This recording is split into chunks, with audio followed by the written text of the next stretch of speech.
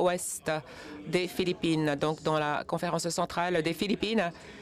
Et je viens à vous par le biais de la conférence missionnaire de l'Alaska où j'ai servi et où j'ai été formé. J'ai été pendant 15 ans et aujourd'hui, je suis le dirigeant épiscopal de la juridiction du Sud-Ouest. Je dis cela, chers amis, car nous ne faisons pas notre travail dans le vide. Nous ne le faisons pas seuls. Donc, je voudrais vous présenter mon équipe. J'ai l'évêque John Scholl de la région du New Jersey. Il sert sa conférence du New Jersey et de la Pennsylvanie de l'Est. Lynette Beck, qui dessert la conférence du Minnesota, notamment, et ensuite l'incarnation de l'ange gardien, Monsieur Maurice Anderson, notre expert parlementaire. Nous avons du travail sur la planche, du travail à accomplir, chers amis, mais nous ne sommes pas seuls. Ils sont derrière moi et tournez-vous vers votre voisin pour dire que vous êtes mon secours, vous êtes avec moi. Vous me soutenez.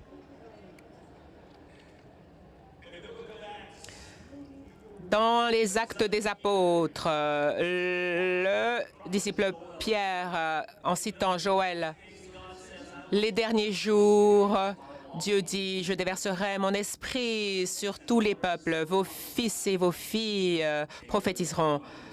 Et vos jeunes auront des visions. Je ne sais pas ce qui en est pour vous, mais moi, je suis exalté.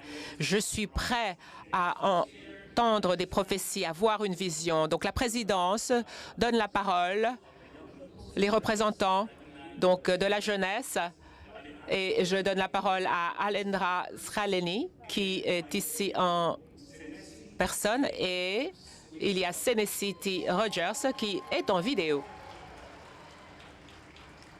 Nous les applaudissons.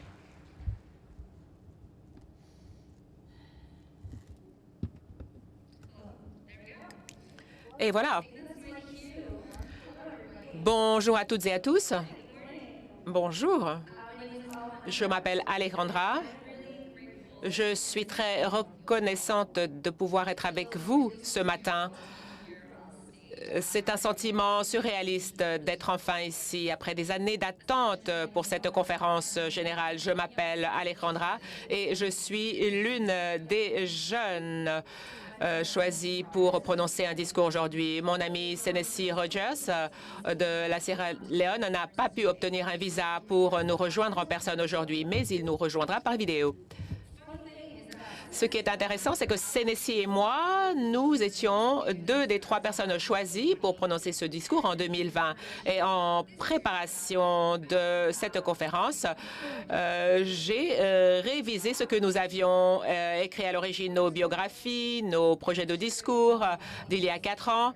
Et je suis sûre que vous aussi, vous êtes sous le choc de voir à quel point les choses ont changé depuis 2020. Pour moi et pour la plupart d'entre vous, les belles joies de la vie, des transitions de vie, de nouveaux partenaires, de nouvelles opportunités, une nouvelle vie. Et puis, il y a aussi beaucoup de tristesse et de désespoir qui se sont produits depuis 4 ans. Nous avons perdu 7 millions de vies depuis le début de la pandémie. Nous avons aussi perdu 30 000 frères et sœurs palestiniens ces 6 derniers mois. Il y a de la violence, il y a des personnes qui sont déplacées, il y a des conflits. Nous avons perdu des dirigeants d'église. Ces 2 années ont été longues, ces 2-3 années ont été longues. Et je voudrais pouvoir dire que dans cette bulle de sécurité où nous sommes en sécurité, où il n'y a pas de danger, mais je ne pense pas que notre dénomination soit à l'abri. Nous sommes réunis ici dans ce conflit général. Ah, c'est un lapsus révélateur. à cette conférence générale qui ne sera pas un conflit, je l'espère. Au milieu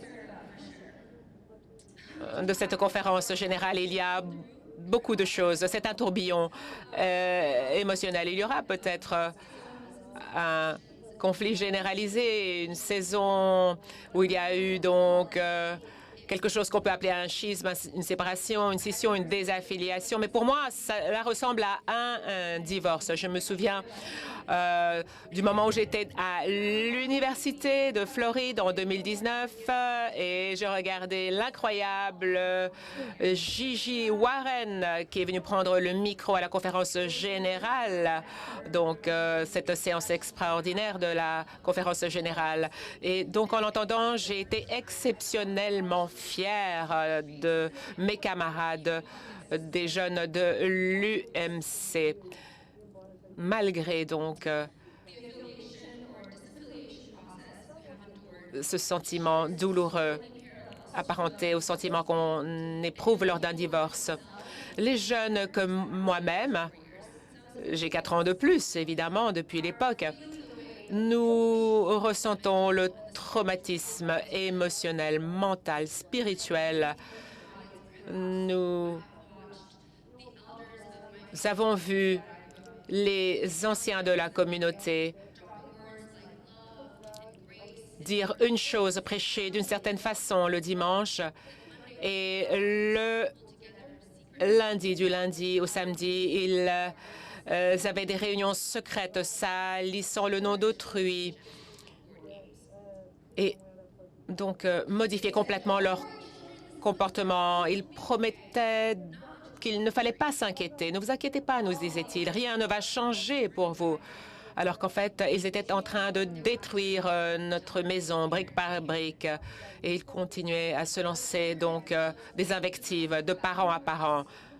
Je me demande si ceux qui poussent des cris de guerre savent que les jeunes les observent et que les enfants intériorisent beaucoup. Savez-vous que lorsqu'il y a ces massues qui sont portées sur nos foyers spirituels, il y a des enfants qui sont à l'intérieur. Ils comptent sur cet espace qui doit être un espace sûr, transformateur. Ils comptent sur les églises locales pour fournir des services, un répit. Alors que les ministères sur les campus sont fermés, que les camps d'été sont fermés, je me demande si le mouvement stratégique visant à obtenir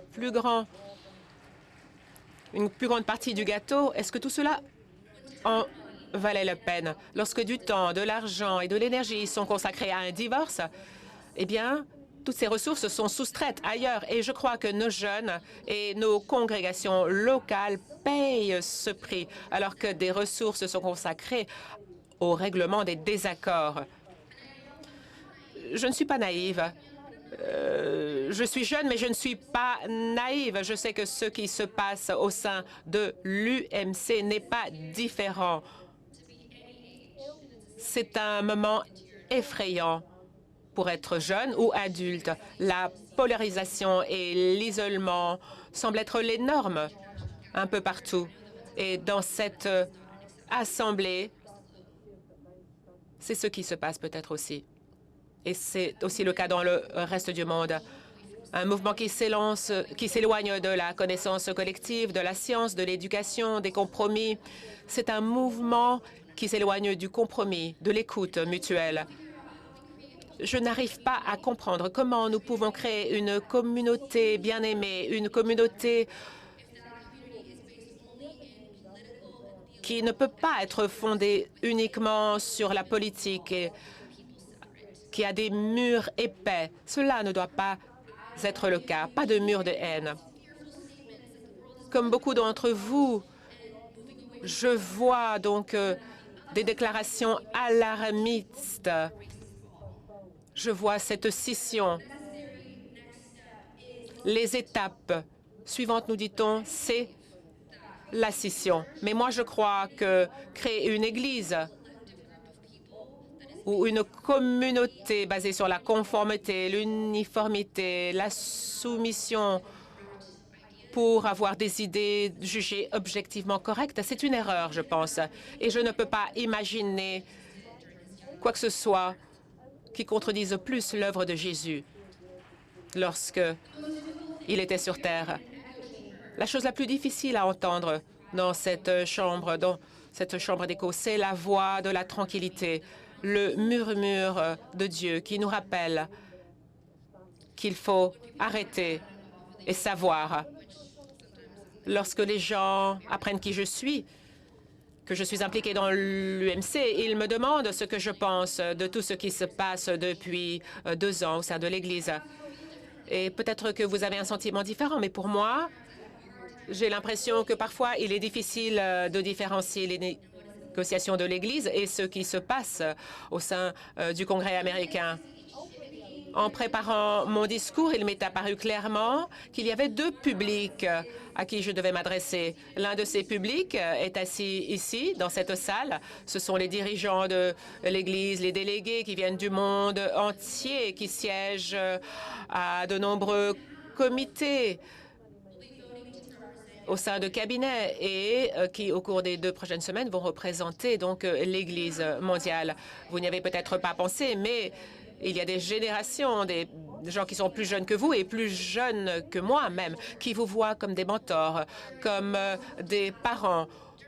Au cours d'un divorce, vous êtes chargé de prendre des décisions pour l'avenir de notre Église sur la manière d'allouer nos ressources, notre argent. Aucune pression sur vous. Je suis allée à Portland pour rencontrer des dirigeants des communautés autochtones et ils m'ont dit prenez des décisions qui auront un impact sur les 7 prochaines générations. Donc, au cours de vos votes, pensez aux 7 prochaines générations pour qui vous voterez. L'autre public pour mon discours, ce sont les enfants. Ce sont les jeunes. Beaucoup d'entre eux ne sont pas représentés ici, car un jour, nous comprendrons comment diversifier en âge notre Église. Donc, beaucoup de jeunes sont en train d'écouter en ligne et parfois, on entend donc des murmures. Parfois, on entend des cris. Il y a des jeunes qui soutiennent cette Église par le biais de leurs prières, de leurs dons, et ils voient les campus se fermer, les budgets éliminés, supprimés, même ceux qui donc avaient été encouragés à poursuivre des études théologiques se retrouvent sans rien, ne savent même pas s'ils auront un travail à l'issue de leurs études. Nous savons que ce qui va se dérouler est inévitable, mais arrêtez et sachez, quel que soit notre avenir, nous sommes résilients. Nous l'avons toujours été et nous le serons toujours. Mais simplement parce que nous avons trouvé une voie et que nous sommes résilients ne veut pas dire qu'il n'y a pas des écueils sur lesquels nous pouvons trébucher. Nous devons dire pourquoi nous voulons bâtir une Église ensemble. Nous devons dire quel type d'Église nous souhaitons bâtir ensemble. Nous ne devons pas forcément avoir exactement les mêmes valeurs. Nous devons avoir les mêmes convictions, pas forcément, mais nous devons avoir la même mission, la même vision. Est-ce que nous travaillons à la libération, à l'unité qui rendra cette terre plus semblable à un paradis et non pas à un enfer? Je sais que la désaffiliation n'est pas due à un seul débat théologique. Je sais que être d'accord sur une seule position théologique ne va pas sauver notre Église. Mais nous devons commencer quelque part. Et quelle que soit la voie que nous suivrons, que vous suivrez, J'ai besoin d'entendre ceci. Les conversations sur une affirmation claire, ce n'est pas la dernière frontière pour atteindre la libération, la justice, l'amour, les objectifs de l'UMC. Il y a beaucoup de travail à faire encore. Nous pouvons être le peuple qui cesse de choisir la division et tient compte de la pleine humanité de l'Église. Il ne faut pas faire un ennemi de l'adversaire. Nous devons être unis et non pas divisés. Nous pouvons être un point d'inflexion, un moment où la marée recule, un tournant. Nous devons représenter la guérison, l'union. Nous ne sommes pas ici uniquement pour formaliser des accords. Nous devons procéder en conférence chrétienne. Nous devons être à l'écoute. Nous devons nous repentir. Vous êtes des décideurs et je veux que vous soyez des acteurs du changement, car à l'issue de cette conférence générale, quand nous aurons terminé de rédiger les règles qui nous régiront au cours des 4 prochaines années, eh bien, il y a des églises qui sont sur le terrain. Ce que vous faites ici, c'est important, mais quand vous rentrerez chez vous, c'est là qu'il va falloir construire et commencer la construction de l'Église que nous envisageons. Il y a beaucoup de barrières à abattre. Il y a beaucoup de choses que nous devons faire pour renforcer l'humanité. Comme je l'ai dit, notre temps ensemble par rapport à ce que nous avions il y a 4 ans. C'est ce que j'ai dit au tout début. Il y a beaucoup de choses qui ont changé pour moi depuis 2020. Ma lutte contre l'anxiété, la dépression, mais surtout contre l'anxiété. Donc, ma lutte contre l'anxiété n'a fait que croître depuis mon adolescence. Moi, j'ai un profil dans la santé publique. De jour, je suis scientifique. De nuit, je suis théologienne. Donc, je vais vous parler donc de l'anxiété. L'Institut national de la santé mentale indique qu'un tiers des personnes donc souffrent de troubles de la santé mentale. Donc, si on regarde autour de nous, une personne sur 3 aura donc des problèmes liés à l'anxiété. Donc, pendant la pandémie, j'étais en Floride. J'avais un travail. Je retraçais donc les cas contacts dans le cadre de la pandémie de COVID. Pandémie de COVID. Je m'inquiétais aussi de ma famille, du sort de ma famille. C'était vraiment un moment terrible. Et mon anxiété n'a fait qu'augmenter. Je voyais les meurtres, le crime, la haine se propager. J'avais souvent des attaques de panique. J'étais en proie à l'anxiété. Je sais que c'est un sentiment qui était partagé par beaucoup de personnes. Je sais qu'il y a beaucoup de personnes qui comprennent ce que je veux dire. Et il se trouve que le thème de cette conférence générale était « Arrêtez et sagez, n'ayez pas peur ». Nous savons que la Bible nous dit 365 fois de ne pas avoir peur. Mais il y a plusieurs traductions de ce verset qui est affiché partout. Et vous le savez sans doute, il y a une traduction qui est un petit peu plus percutante. Une traduction qui dit « Tais-toi et sache que je suis Dieu ».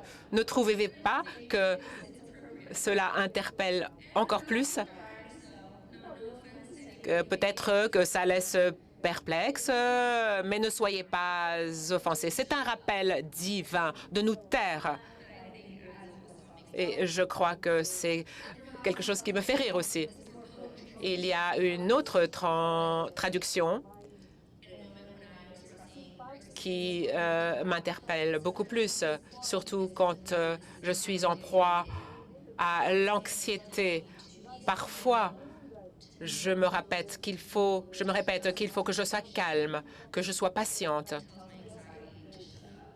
Et je dis à mon anxiété de se taire.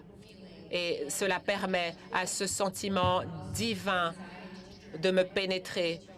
Et cette anxiété devient mon ami et n'est plus mon ennemi. Et je voudrais que mon message soit clair. La fracture qui existe dans le monde, qui s'immisce dans nos âmes, dans nos corps, et qui nous fait perdre l'espoir. Cela n'est pas la vérité divine, ce n'est pas l'esprit du Créateur, du divin. Je crois, même dans les jours les plus sombres, qu'il y a tant de beauté, de bonté dans le monde, il y a tant de valeur dans l'humanité.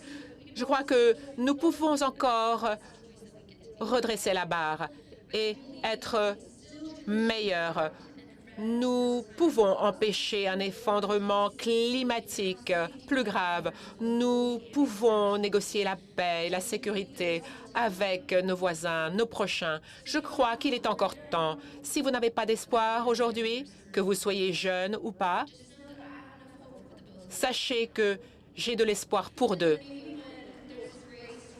Et peut-être que lorsque les nuages gris de la tempête balayeront nos âmes, vous aurez de l'espoir pour vous et pour moi.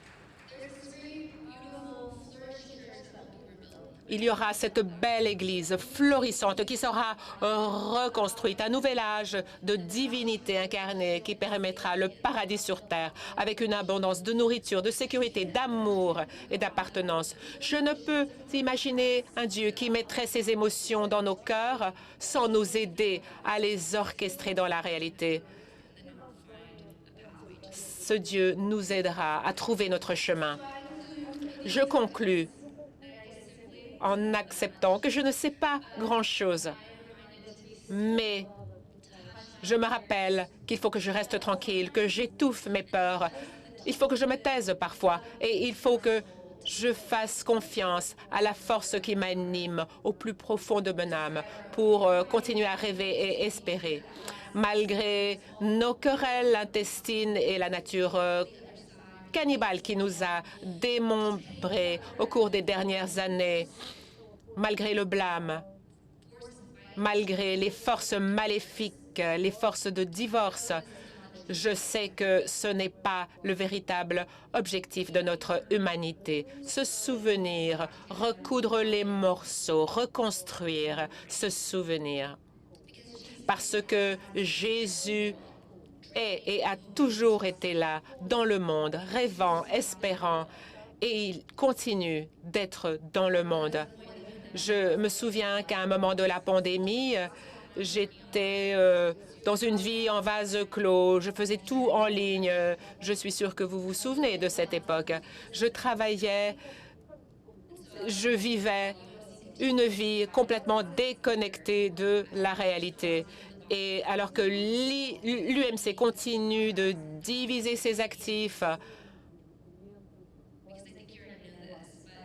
il faut se souvenir que la magie de l'esprit n'est pas dans les salles Zoom, n'est pas dans les livres.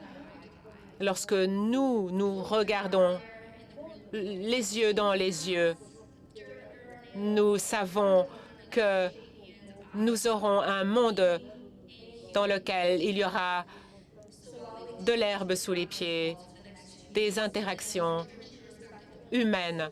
Alors que vous rentrerez chez vous, je vous encourage à vivre dans un monde où l'Esprit ramènera l'Esprit de Dieu dans votre espace. Je ne veux pas minimiser le travail qui est devant vous. Il y a beaucoup de travail à accomplir au cours de cette conférence générale, mais j'espère que vous vous souviendrez des choses magnifiques qui sont devant nous, car le royaume de Dieu, le paradis sur terre est devant nous. Merci de m'avoir accordé votre attention. Je vous apprécie tous et toutes, ainsi que le travail que vous faites. Je voudrais donner la parole maintenant à mon ami Sénessi en ligne. Bonjour à toutes et tous. Je suis Sénessi Timothy de la Sierra Leone en Afrique. Je suis actuellement président de l'Organisation des jeunes et des jeunes adultes de la Conférence centrale de l'Afrique de l'Ouest. Je suis avocat à la Haute Cour de la Sierra Leone. Rien ne me fait plus plaisir que de me joindre au peuple de Dieu pour tracer la voie à suivre pour notre Église bien-aimée. Que le nom de Dieu soit à jamais loué. Nous sommes une fois de plus réunis pour partager les dons de Dieu. Nous sommes unis ici pour prendre des décisions pour notre dénomination. Donc, je vais vous donner un témoignage. Le plus souvent, la culture de mon Église d'origine est celle d'une Église objective plutôt qu'une Église subjective. Je veux dire que la culture de notre Église se concentre sur les faits et sur la façon dont nous valorisons l'idée d'impartialité lorsque nous partageons des faits les uns avec les autres. Nous nous préparons à comprendre des pensées, des sentiments. Il y a les débats dans lesquels nous allons partager. Les sentiments et les opinions de chacun doivent compter. Donc, l'objectivité de Trébès peuvent être observées dans les débats qui ont lieu dans notre Conseil. Nos opinions, parfois, remplacent les faits. Il y avait cette réunion donc à laquelle j'ai participé. Je n'étais pas membre, mais j'ai pu observer. C'était un peu comme regarder un film. On s'attendait à ce que je ne prenne pas la parole. Et on s'attendait à ce que je sois simplement observateur, que je mange du pop-corn. Mais moi, j'ai considéré que c'était une opportunité. Au cours de cette réunion, un point a été soulevé et ce point devait être soumis à une prise de décision. Et donc, pour ceux qui sont dans une partie du monde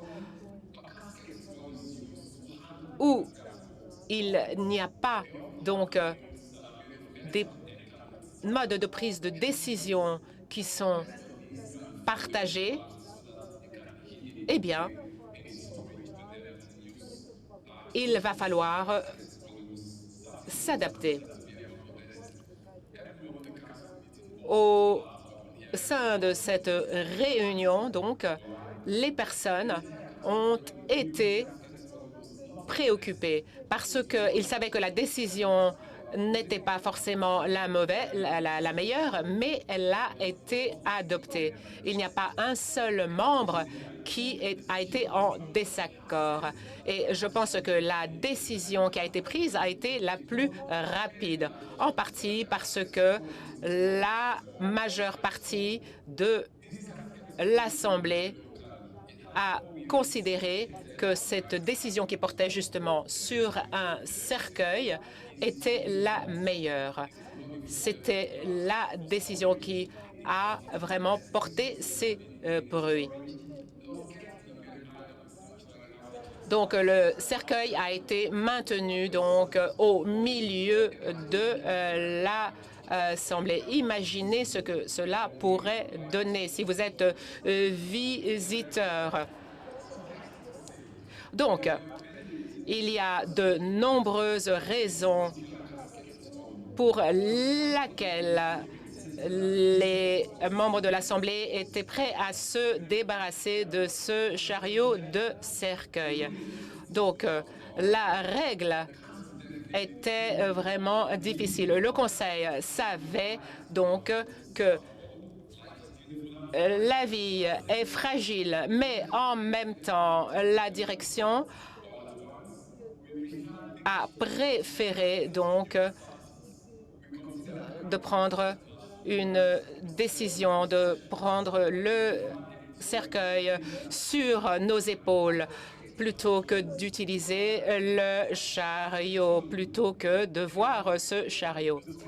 Donc, cela nous rappelle la mort. Quand j'étais enfant, Si l'on m'avait demandé, enfant, la foi chrétienne et notre pratique spirituelle nous a-t-elle aidé à ne pas avoir peur de la mort? J'aurais dit absolument pas. Nous sommes terrifiés par un chariot pour les cercueils. Et donc, Jésus-Christ, en réconfortant Marthe dans l'évangile de Jean, chapitre 11, verset 25, nous a dit « Il est la résurrection et la vie. Quiconque croit en lui vivra, même s'il meurt, et quiconque vit en croyant en lui ne mourra jamais. » Oui, le Christ nous a laissé cette assurance. Encore une fois, en regardant en arrière de mon point de vue actuel, comment un conseil d'église présidé par un pasteur principal et ses associés et des représentants laïcs ont-ils semblé oublieux de la promesse de Dieu d'une vie abondante? Peut-être étaient-ils surchargés, qu'ils avaient oublié l'enseignement selon lequel, dans la mort, dans la liberté, le Christ nous a libérés. Dans notre liberté, nous avons donc la chance de pouvoir tenir ferme et ne pas retomber sous le joug de l'esclavage. Cela signifie donc simplement que la peur de la mort ou de mourir, personnelle ou collective, peut nous rendre esclaves des voies de ce monde et nous faire oublier la liberté de Dieu de ne pas nous conformer au modèle de ce monde. Adopter cette liberté n'est peut-être pas le plus facile en qualité de chrétien, c'est indéniable. Mais n'oublions pas que chaque fois que nous avons tendance à élever ou à idolâtrer les choses terrestres, notre niveau de foi et de passion pour le processus du salut se dissipe. Cela non plus n'est pas contestable. En fin de compte, nous devons devenir esclaves du jugement subjectif des situations, d'opinions et même de personnes en nous basant uniquement sur nos expériences dans ce monde, alors que nous devrions nous engager à aimer, à prendre soin des autres, parce que Dieu nous a aimés en premier. D'ordinaire, nous constatons que nos nombreuses cultures ont l'ambition du succès à tout prix. Le bonheur personnel aux dépens des autres, les acquisitions militaires ou politiques, le sexe, la sexualité humaine, le patriotisme et l'argent des idoles. Mais ces traits de caractère brouillent notre vision de la réalité des vies. Au lieu de permettre au Christ de prendre la direction de nos cœurs pour prendre des décisions, nous avons succombé à l'appât en permettant aux idoles de nous conduire sur les chemins qui pourraient aboutir à des choix incompatibles avec notre vécu de Dieu. Il n'est pas étonnant que mon église d'origine ait été terrifiée à la vue d'un chariot pour des cercueils qui ne pouvait être caché. Il était utile, destiné à alléger le fardeau du transport des cercueils, mais notre foi vacillante et nos influences idolâtres nous ont piégés et interprété à tort sa présence comme un rappel de la mort et de l'agonie. Ces interprétations existent non seulement parce que nous ne pouvons pas nous en libérer, mais plutôt parce que nous retrouvons à répéter les modèles de ce monde, par opposition au modèle des voies de Dieu, démontré par les vies de Jésus, encouragées par le Saint-Esprit.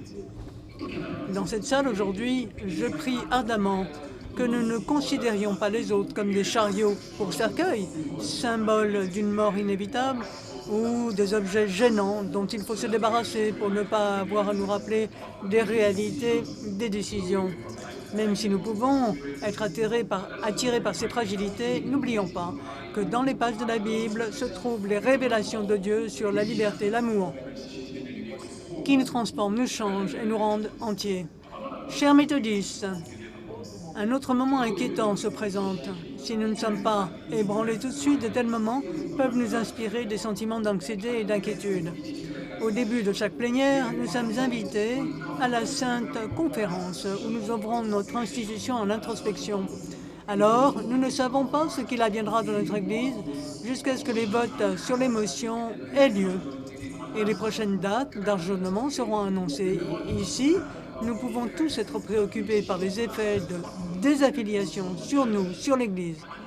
Une vérité dérangeante de la tradition, les graines nécessaires pour explorer la division de l'Église ont été plantées lors de la première conférence de 1792, auquel ont participé les membres du clergé uniquement.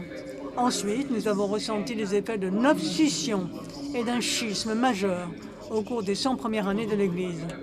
Pour ceux qui ne connaissent pas cette histoire, on dira que les scissions définissent une partie de notre tradition méthodiste. Nous ressentons encore un certain malaise face à cette tradition chaque fois qu'elle revient dans nos réunions. Mais ce sentiment ne change rien à la division qui fait partie de notre tradition.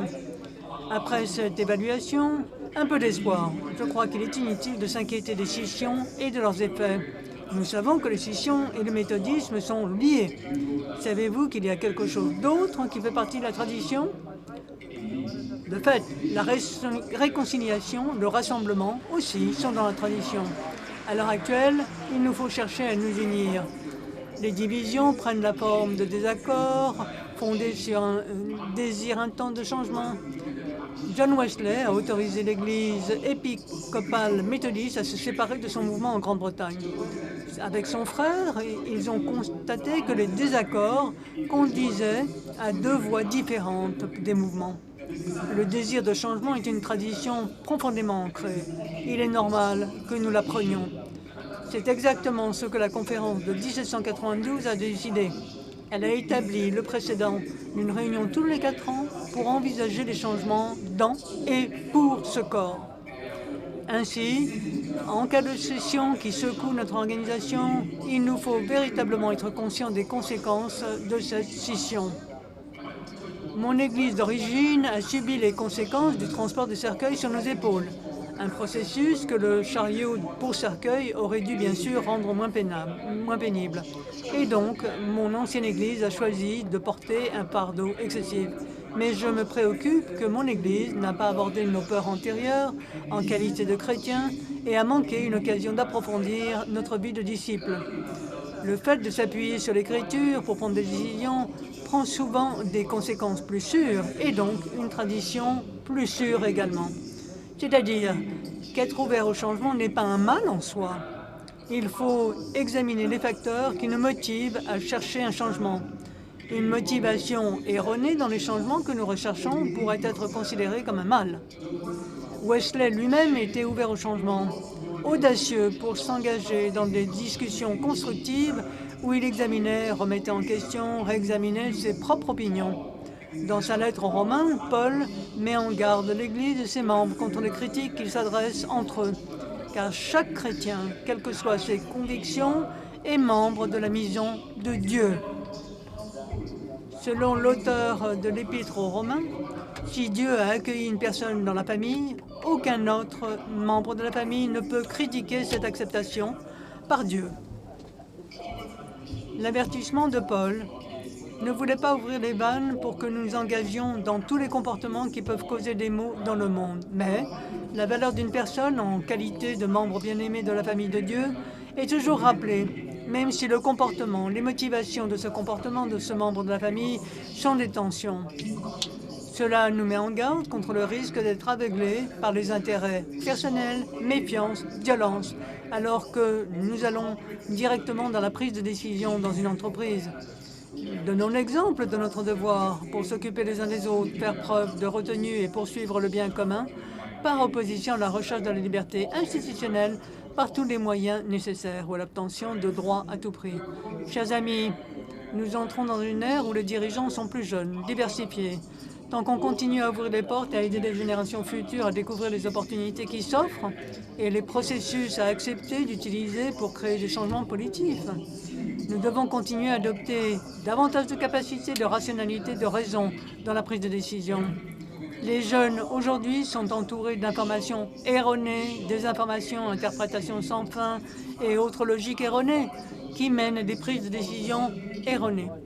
Quel meilleur exemple pour les générations que la vôtre d'être une source fiable qui privilégie les faits par rapport aux fictions et qui aide à filtrer les bruits de ce monde pour que la foi puisse grandir.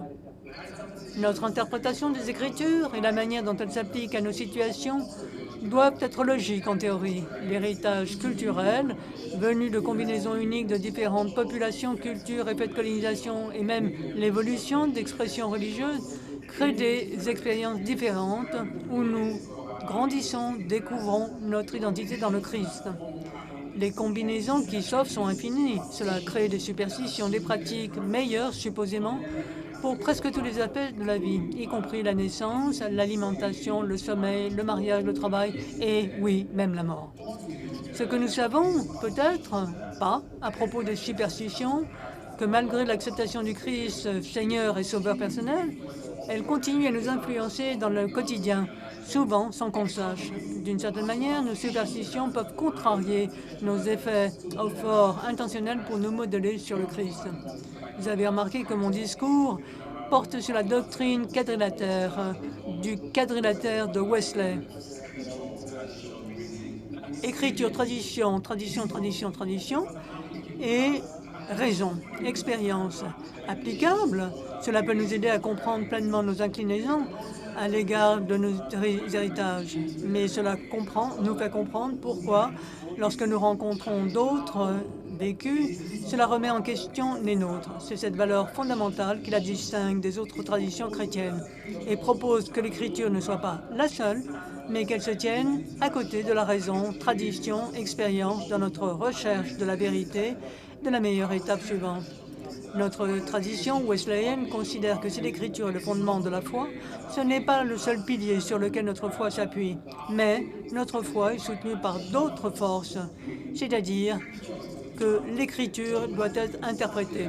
Wesley nous disait que connaître l'écriture, cela ne signifie pas mémoriser les lettres sur une page ou la répétition. Il recommande d'interpréter au mieux l'écriture par la tradition, la raison, l'expérience. Nos expériences personnelles de la grâce de Dieu varient. Et en aucun cas, une expérience ne doit être jugée inférieure à l'autre. Dieu est généreux de sa grâce. Cette prise de conscience nous permet de mettre en garde contre cette vérité. Nos expériences dans la vie et la foi varient et il peut être dangereux de tenir les autres responsables sur la seule base de nos expériences ou de nos sentiments personnels. En conclusion, si je prends le quadrilatère pour revenir sur la décision de mon Église concernant le chariot pour cercueil, revenons là à la terreur de la vue du chariot en question. Notre héritage culturel, nos traditions concernant la mort, auraient pu influer sur notre décision sans le savoir. Dans une certaine mesure, nous pensons que la présence de certains objets peuvent influer sur l'atmosphère et donc les choses qui nous arrivent. Certains jeunes appellent ce phénomène quand l'ambiance n'est pas bonne, quand l'énergie n'est pas bonne. Peut-être que certains responsables de notre Église estiment que le chariot pour cercueil invite la mort. Dans un autre contexte, où une phrase comme « cela ne projette pas ce que nous voulons être » pourrait servir, ou encore « ce n'est pas une bonne chose que ce soit la première chose qu'on voit ». C'est peut-être vrai. Dans une autre réalité culturelle, ce chariot aurait été objet de vénération, de savoir-faire d'un artisan local qui symbolise ce que nous pouvons faire comme Église et les conditions de vie et de mort qui nous attendent. Nos réactions sont différentes.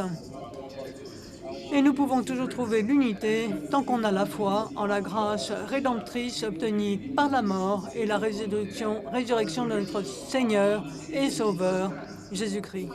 Enfin, soulignons que jouir des fruits de la foi et utiliser le quadrilatère ne va pas sans persécution et ne règle pas tous les désaccords. Mais notre foi garantit que dans la persécution, dans chaque décision que nous devons prendre, nos cœurs trouvent réconfort et encouragement dans le psaume 46, 10. « Soyez tranquilles et sachez que je suis Dieu ». Ces mots, dans nos cœurs, nous aideront dans les moments difficiles. Nous rentrerons chez nous pour raconter et partager nos expériences ici, montrer comment nous avons appris à nous calmer, à écouter, à savoir que Dieu est Dieu, ce qui est un témoignage de notre capacité à nous relier les uns aux autres. Dans un monde plein d'intérêts concurrents, il est facile d'oublier de reconnaître Dieu. Ce n'est qu'en étant calme et silencieux que nous avons le privilège d'entendre la petite voix tranquille de Dieu. Dieu a parlé à Élie à voix basse. On pourrait s'attendre à ce qu'il soit aussi fort et évident que le buisson ardent de Moïse. Mais beaucoup plus de prophètes rapportent les expériences de Dieu dans le calme, l'immobilité, un murmure. Lorsqu'Élie attend sur la montagne que Dieu vienne, Dieu n'est pas apparu dans un grand vent puissant qui aurait déchiré et brisé les rochers, ni dans un tremblement de terre, ni dans un feu ardent. Mais il a choisi de parler dans un doux murmure. C'est ce murmure qu'Élie a reçu les instructions adaptées. Chers amis, vous êtes au sommet de la plus haute montagne législative que l'on peut gravir dans l'Église méthodiste unie. Vos sièges sont une métaphore adaptée de la haute montagne où Dieu a demandé à Élie d'attendre patiemment son passage. La question qui se pose, avons-nous l'intention d'être suffisamment calmes? Sommes-nous prêts à nous taire pour savoir dans quel domaine nous pouvons entendre la petite voix tranquille de Dieu? Je prie pour que ce soit le cas.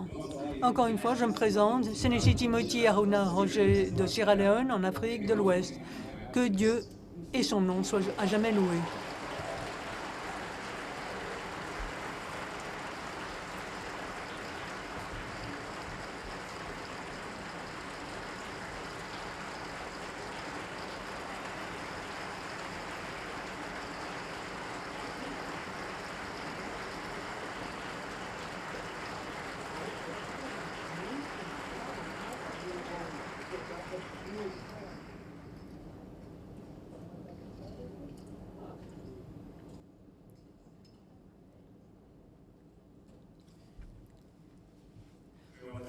Nous voulons remercier Alejandra et Sénéchi qui nous ont présenté la parole de Dieu. Chers amis, nous ne travaillons pas seuls dans le vide. Nos enfants, les jeunes, nous regardent.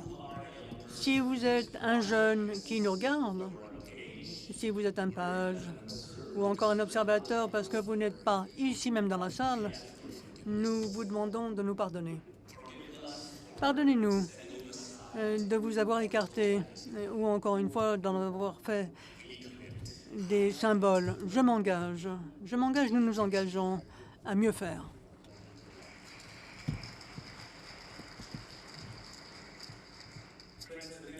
Chers amis, les 3 points suivants de l'ordre du jour sont des survols des éléments législatifs qui vont vous être présentés dans le comité législatif. Alors, point suivant, c'est le rapport du livre général de discipline. Nous donnons la parole à l'évêque Hal Ruckold, Monsieur l'évêque Francisco, Colis Mamasiso et notre collègue qui présenteront leur rapport. Accueillons-les. Go ahead. Go ahead, Arturo. Allez-y, Arturo. Bom, e nesse espírito de alegria que nós estamos aqui, e eu quero convidar. Nous sommes heureux d'être parmi vous.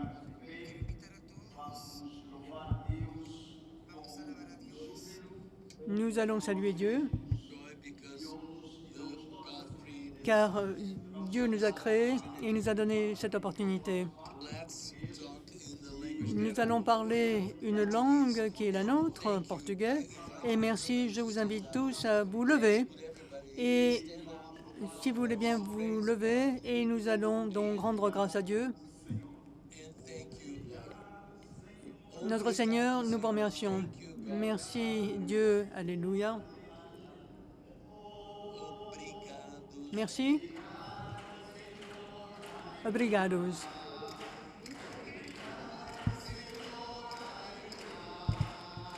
Merci Seigneur, aux joies.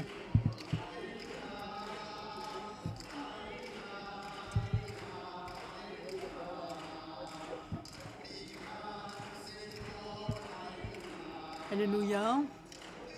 Merci au Seigneur. Alléluia.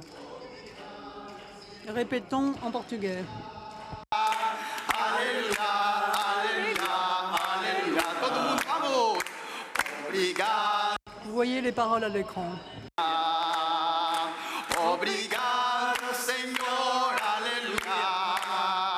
Obrigado, Senhor, aleluia. Aleluia, aleluia, aleluia.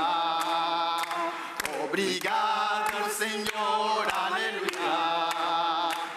Obrigado, Senhor, aleluia.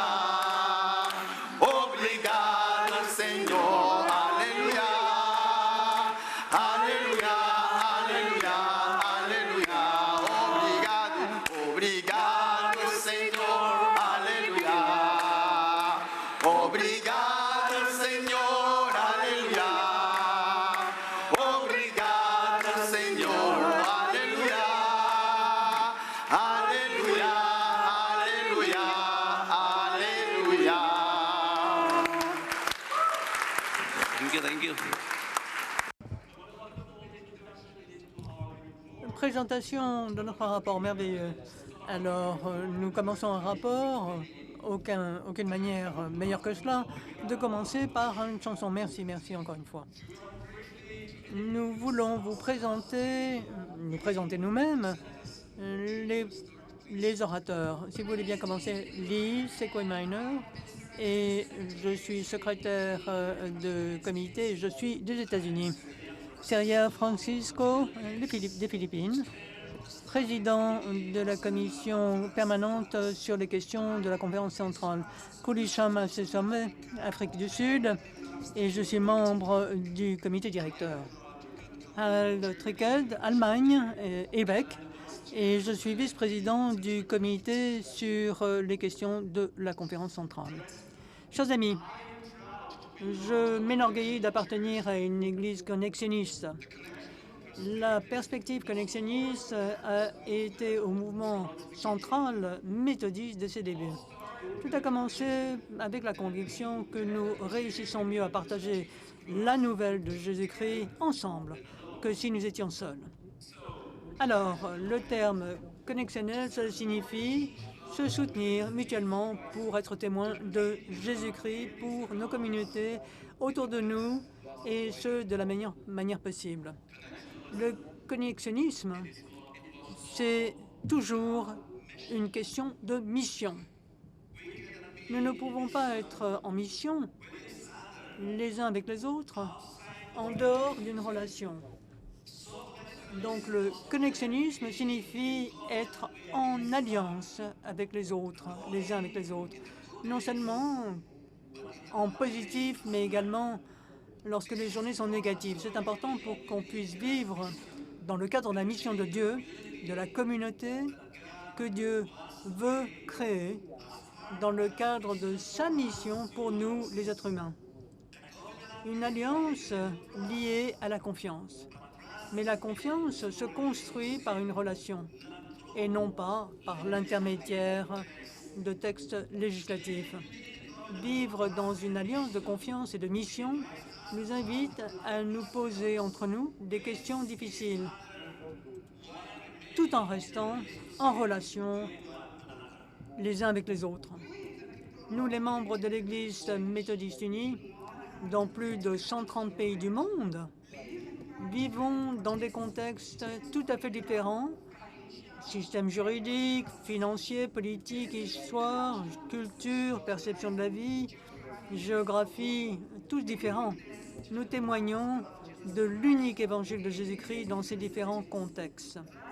Ce qui fonctionne aux États-Unis n'est pas forcément vrai en Afrique. Ce qui touche le cœur des Philippins peut passer complètement à côté des besoins des Européens. Les Africains le savent le mieux, ce dont les gens du continent africain ont besoin et comment la mission devrait se présenter sur le continent. Pas nous aux États-Unis, pas vous en Europe et pas vous aux Philippines. Nous devons nous abstenir de leur dire « Sommes-nous convaincus que les Africains sont les experts ?» Le sommes-nous. C'est nous, Européens, qui savons le mieux ce dont les Européens ont besoin et à quoi la mission doit ressembler dans nos différents pays. Pas vous aux États-Unis, pas vous en Afrique, et pas vous aux Philippines. Alors, je vous en prie, faites-nous confiance et abstenez-vous de nous le dire. Et les experts de la mission pour les Philippines, c'est vous, nos frères, nos sœurs aux Philippines. Les experts de la mission pour les États-Unis, c'est vous, les frères et les sœurs ici aux États-Unis. Et nous faisons confiance et nous nous abstiendrons de vous le dire. La question essentielle pour une Église connexionnelle sera la suivante. Comment pouvons-nous nous soutenir les uns les autres pour être témoins de Jésus-Christ au mieux pour les personnes et les communautés qui nous entourent? Regardez autour de vous. Écoutez-vous les uns les autres. Nous sommes des voix différentes, avec des images différentes. Nous venons de cultures différentes, avec des langues, des rythmes et des coutumes différentes. C'est merveilleux et c'est exactement comment Dieu nous l'a créé. L'histoire de la création nous montre clairement que Dieu apprécie la diversité. Lorsque Dieu a créé les arbres, il a créé toutes sortes d'espèces d'arbres. Les oiseaux sont différents en Europe, en Afrique, en Asie, en Amérique, et ils chantent des chansons différentes. C'est le monde de Dieu, un monde où la diversité est jugée comme étant une bonne chose et où elle prospère.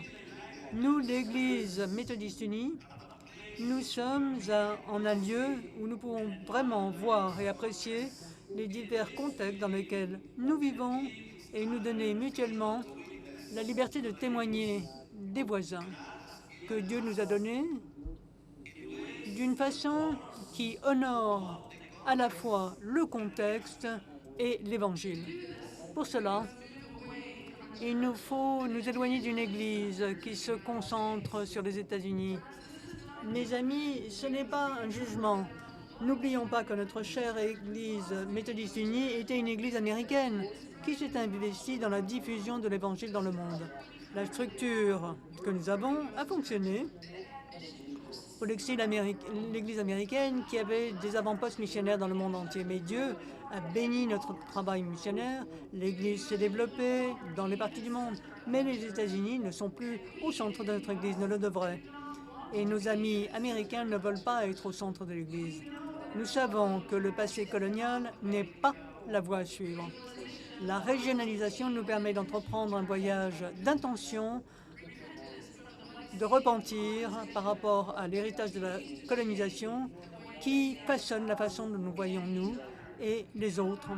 Elle nous permet de laisser chaque partie du corps du Christ grandir, s'épanouir, sans essayer de la contrôler de notre point de vue.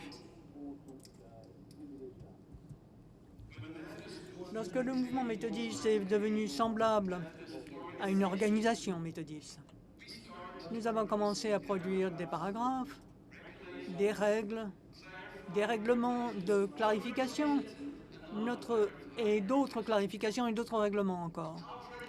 Notre livre de loi de l'Église, de discipline, est de plus en plus épais.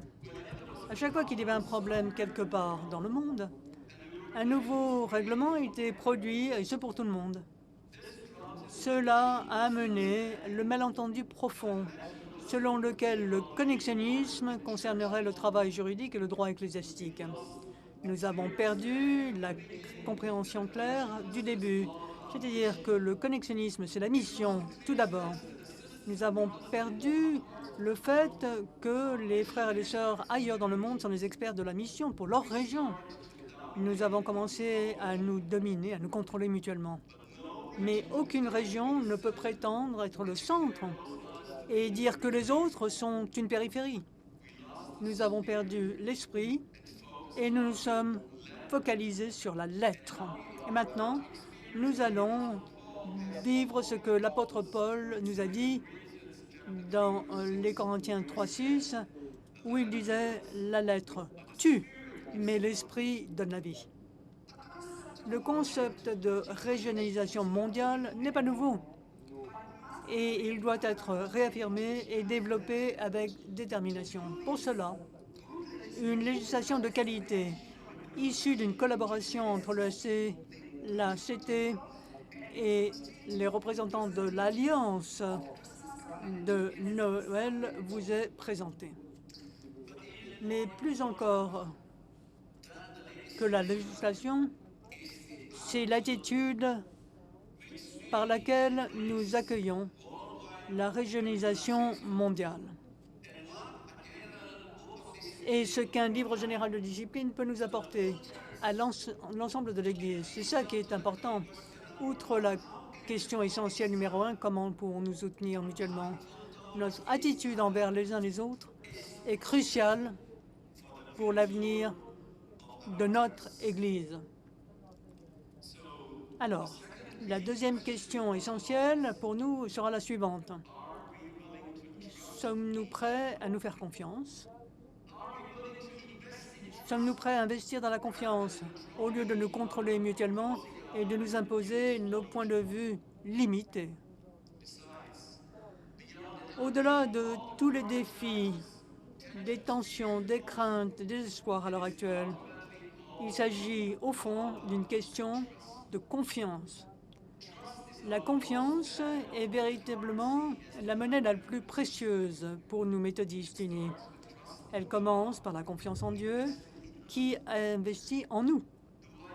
Est-ce que j'ai confiance en son amour en ce qui concerne ma vie personnelle, les bons et les mauvais côtés, mes rêves et mes craintes? Est-ce que je fais confiance à son amour en ce qui concerne les perturbations de notre Église unie? Est-ce confiance en Dieu qui m'a appelé dans cette Église, la nôtre? Mes amis, avez-vous confiance en Dieu? Faire confiance à Dieu nous rend aptes à investir dans la confiance les uns envers les autres. Le poison de la méfiance et de la suspicion, c'est quelque chose qui a prévalu pendant trop longtemps. Faisons-nous confiance les uns aux autres. Je vous fais confiance de faire confiance au prochain que Dieu vous a donné, de façon à ce que votre prochain invite à promouvoir l'amour rédempteur de Jésus. Ça peut paraître risqué. Et le mouvement méthodiste uni prospérera lorsque nous ne serons plus dans la suspicion. Faites confiance à Dieu. Faites-vous confiance les uns aux autres. Cet investissement n'échouera pas. Il apportera ses dividendes, il portera ses fruits. Investissons dans la confiance pour être plus pertinents pour les gens, pour la société, dans nos divers contextes. Il faut avoir la liberté de faire Église de la façon qui correspond. Pour être unis au sein de l'Église, il faut aller au-delà des règlements. Il faut nous soutenir mutuellement en Jésus. Le concept de cette régionalisation mondiale promeut la mission de l'Église méthodiste unie par le biais de la pertinence, de l'équité et de la confiance. Nous approfondissons notre aptitude à faire confiance en Dieu. Un livre de discipline multiculturel sera important. Actuellement, nous avons un modèle hérité du modèle colonial où les États-Unis sont au centre. Les conférences juridictionnelles ne peuvent qu'élire des évêques et établir des programmes locaux sans avoir de pouvoir de décision.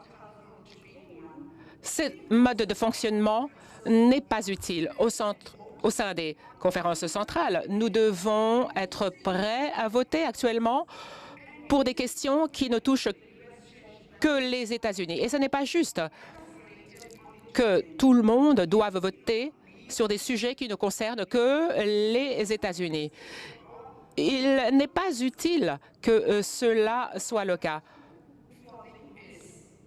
Les États-Unis ne sont pas au centre. Si nous souhaitons être le corps du Christ, il faut qu'il puisse y avoir donc un contexte pour chacun. Donc, les membres du comité permanent sur les affaires des conférences centrales, ainsi que les évêques concernés, donc, sont un comité qui traite des affaires des conférences centrales. Son mandat est d'examiner le livre de discipline et de rédiger un nouveau livre de discipline. Nous sommes en partenariat avec la table connexionnelle, avec le ministère, pour créer un livre de discipline qui avait été créé donc au moment où nous étions au centre de notre foi, de notre dénomination. Il s'agit de réviser nos règles, notre contexte, pour nous adapter à chaque contexte. Le livre de discipline générale nous permet de nous concentrer sur notre identité connexionnelle. Nos valeurs fondamentales demeurent inchangées. Elles s'appliquent à l'ensemble de notre Église. il sera possible de déterminer ce qui peut être adapté en ce qui concerne l'organisation et l'administration. Notre espoir est de pouvoir un livre de discipline plus succinct qui puisse nous relier entre méthodistes unis et nous donner la liberté de nous impliquer dans des programmes et des missions dans nos contextes diversifiés. Nous avons appris des choses tout à fait essentielles au cours de ce dernier quadriennat. Donc, nous avons recueilli les retours à l'issue de la conférence générale de 2016. Ces retours ont été très utiles. Nous avons reçu des retours de la part des dirigeants de tous les contextes. Cela a été très utile pour créer l'équité. Le méthodisme uni a commencé par être une dénomination américaine. Et notre livre de discipline reflète cela. Il a été difficile, sinon impossible, de créer un livre de discipline générale qui reflète tous les contextes sans changer de libellé. Il s'agit donc de créer des sections adaptables et il faut de nouveaux mots pour créer un récit narratif nouveau. Le comité foi et ordre, donc il s'agit de la pétition 20157 pour pouvoir ajouter et supprimer des mots et des concepts qui doivent se retrouver donc dans le livre de discipline générale. Nous demandons votre soutien pour cela. La voix de chaque région est importante pour déterminer ce qui doit être inclus dans un livre de discipline non adaptable. Nous invitons chaque conférence annuelle d'organiser une conversation pour partager ses commentaires. Tout d'abord, sur ce qui, dans les 5 premières sections du livre de discipline, doit demeurer non adaptable, telles que la Constitution. Et est-ce qu'il y a des parties qui doivent pouvoir être adaptées? Et deuxièmement, donc, lorsque nous réviserons donc l'ébauche qui se trouve dans l'ADCA, regardez donc la section qui se trouve sur l'administration générale. Est-ce qu'il y a des parties qui peuvent être adaptables? Est-ce qu'il y a des parties dans cette section qui ne sont pas adaptables, mais qui peuvent devenir adaptables, qui peuvent être modifiées? Dites-le nous. Et dites-nous s'il y a des inexactitudes dans le projet de texte. Nous sommes meilleurs quand toutes les voix participent à ce processus. Nous voudrions maintenant vous inviter à être en conversation avec les membres de votre délégation pendant quelques instants pour répondre aux questions qui se trouvent à l'écran en français et en portugais également. Tout d'abord, comment votre délégation permettra aux dirigeants de votre conférence annuelle de revoir le brouillon et émettre une réponse en retour au comité permanent à la date du 31 décembre 2024. Deuxièmement, qui de votre délégation va prendre la responsabilité de diriger et organiser la conversation autour du présent brouillon du livre général de discipline dans votre conférence annuelle? Veuillez poser la question à la personne qui a la meilleure écriture, donc indiquez tout cela. Donc, la personne qui a la meilleure écriture va répondre à cette question et donc les pages vont recueillir les réponses à ces questions. Commencez la conversation à votre table pour répondre à ces 2 questions que vous avez vues à l'écran. Vous devriez les voir à l'écran, les questions.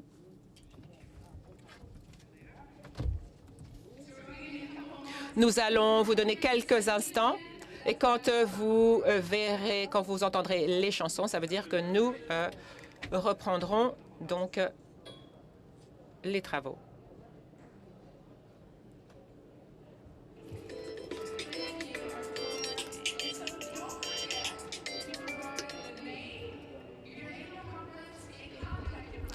N'oubliez pas de donner le nom de la conférence annuelle et les coordonnées de la personne qui aidera à diriger, à organiser une conversation autour donc de ce projet de livre général de la discipline. Nos pages et nos maréchaux prendront donc les cartes.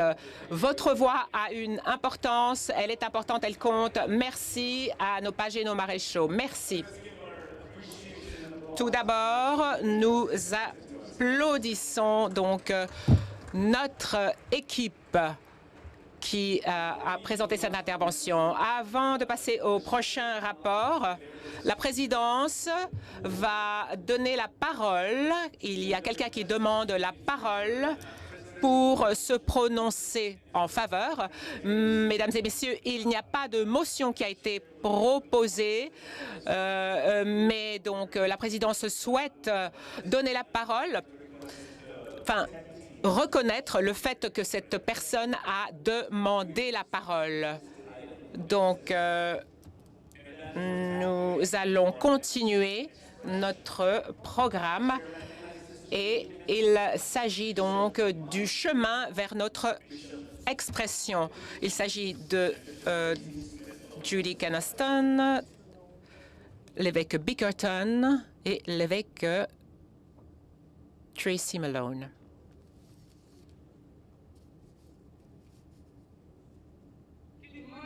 Bonjour, je m'appelle Judy Kenaston, blanche, femme, adulte de la Virginie occidentale. J'ai le privilège aussi d'être la responsable principale du ministère de la Connexion au sein de la table connextionnelle. Bonjour, je m'appelle Mande Muyombo. Je suis donc l'évêque du Nord Katanga, Tanganyika, de Tanzanie donc, de cette région épiscopale. Je suis africain, noir, et je suis le président de la table connextionnelle. Je suis Tom Bickerton, homme noir, et le président actuel du Conseil des évêques. Et je suis Tracy Smith Malone, je suis femme, noire, membre du clergé, adulte, et je suis honorée d'être l'évêque en exercice de l'Ohio occidentale et je suis la présidente entrante du Conseil des évêques. Et moi, j'aurais dû dire que je suis l'évêque en exercice de la conférence de New York. Notre présentation ce matin est un effort de collaboration pour aider à créer un chemin vers la prochaine expression de l'Église méthodiste unie.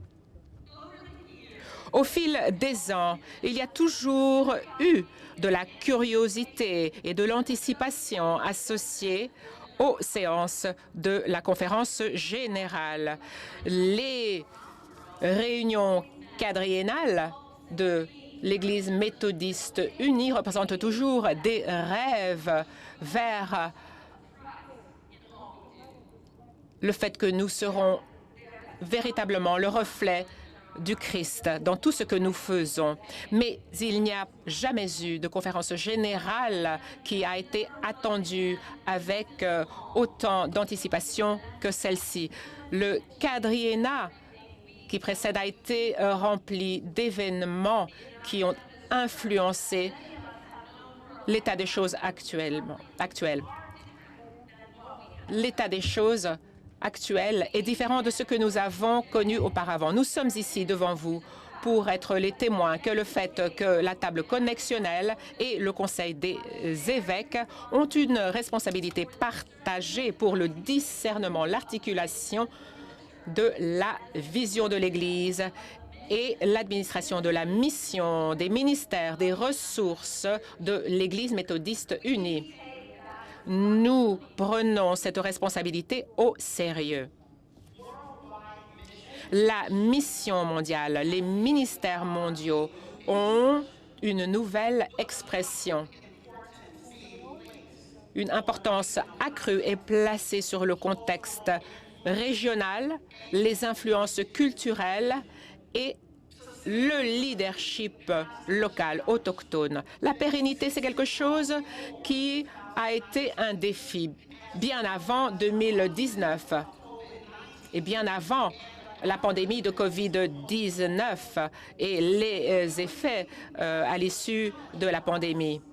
La pérennité, la durabilité, c'est quelque chose d'important pour nous et nous savons qu'il nous faut nous réadapter la façon dont nous menons notre mission et nos ministères d'une manière générale. Les difficultés au sein des congrégations locales, en plus de la séparation de 25% de nos églises, tout cela nous confronte à une réalité claire.